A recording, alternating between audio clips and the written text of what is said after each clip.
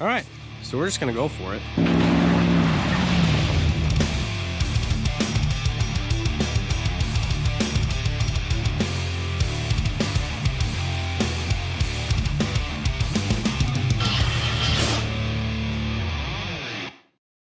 Welcome back. Little recap of what had happened.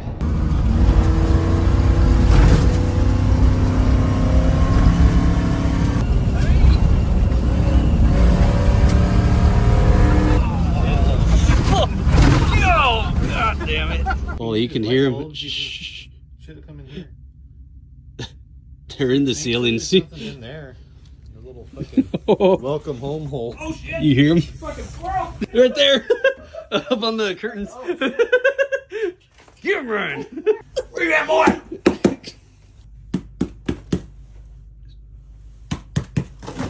Oh, there he goes. There's another one.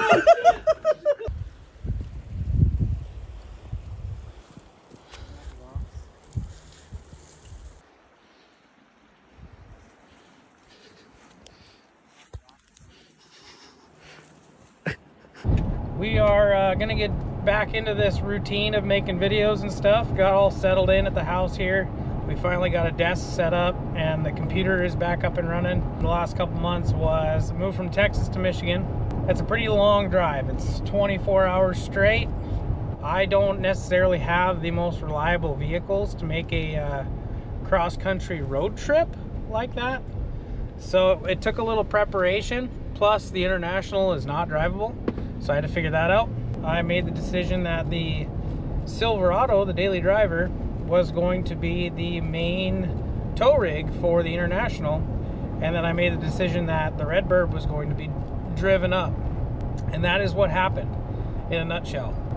I wish I would have got it on video because it was I can laugh at it now. I wasn't laughing at the time, but I can laugh at it now. Rebuilt the motor and swapped the motor out in the Silverado because the Silverado had about 250,000 miles on it, and that motor was burning, leaking, it was ticking, knocking, it was not happy. So I didn't trust that pulling a trailer across country. I had a 5.3 that I had been holding on to do a rebuild on it.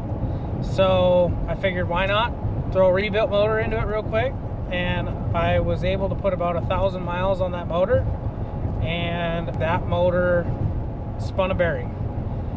After sitting there stranded on the side of the road for a little bit, got to thinking about what the next plan was, because this was less than a week away from moving to Michigan and towing a trailer. Luckily, I have the best friends in the world, and my buddy Ryan, which you've seen on a few videos, he happens to have a collection or a plethora. A what?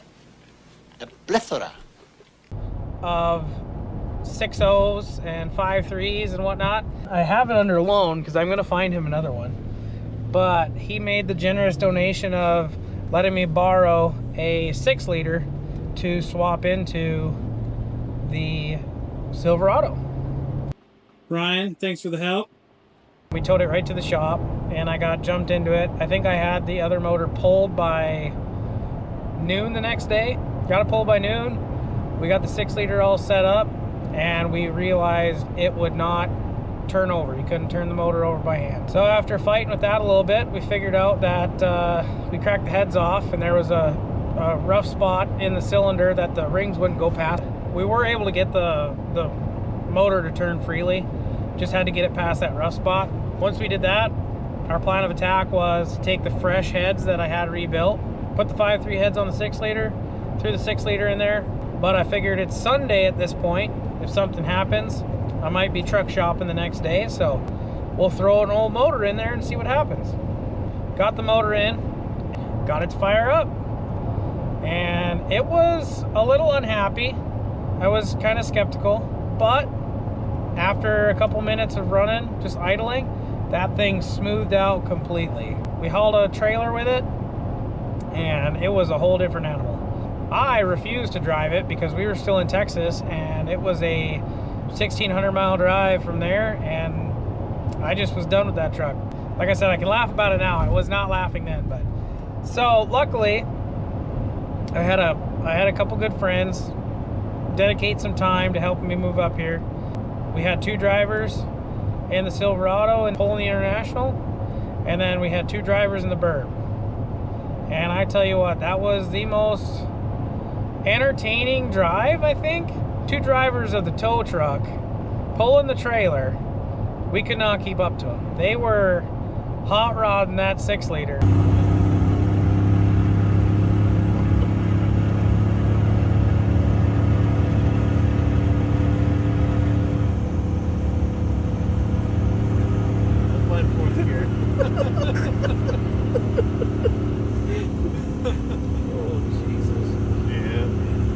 We made it up, no problems. The Burb blew the exhaust out of it in the middle of the night. I think I woke up and it was probably 100 decibels louder than it was when I went to sleep. We blew a hole in the side of the exhaust. We blew all the baffling and all the packing out of the muffler. We had a slight coolant leak in Des Moines, Iowa. Was able to button that up pretty quick. Other than that, it was a very cold drive up. The Burb, the heater could not keep up with how cold it was. The Silverado did fantastic. It was pretty impressive how well that towed that trailer. Everything from Texas is now up here, and it feels good to be back into the small town living. We got a few plans for the Burb. I need to get the Burb back up in tip-top shape. Right now it's parked, it will not start, but I need to fix the exhaust on it because it's just, I don't care how loud it is outside, it just has the raspiest sound on the inside that I cannot handle. I picked up a Black Widow muffler for that thing. Their whole deal is all tone, no harsh drone, so we'll see how that goes. I need to get the electric fans. I put those really big Spall electric fans on that Suburban. Well, up here in Michigan, you don't need that stuff, especially not this time of year. I need to hook those fans up to a temperature sensor. Right now, the tune has them turning on no matter what. If the truck is started, the fans kick on. The Burb needs a few little bits and pieces here. The Silverado's been pretty good. I do have some things I need to fix on it after that long drive. It has developed a few power steering leaks and whatnot, so I need to get that fixed, but the projects in line will be red Suburban. The camping trailer is going to happen. I don't know if I've talked about that project, but I need that camping trailer ready for April, ready for spring. The International is so close to getting done. Fingers crossed I can get that thing rolling, but pretty pumped to be back and pretty pumped to start making videos again. If you're interested in any of that stuff, just stay tuned and we'll see you later.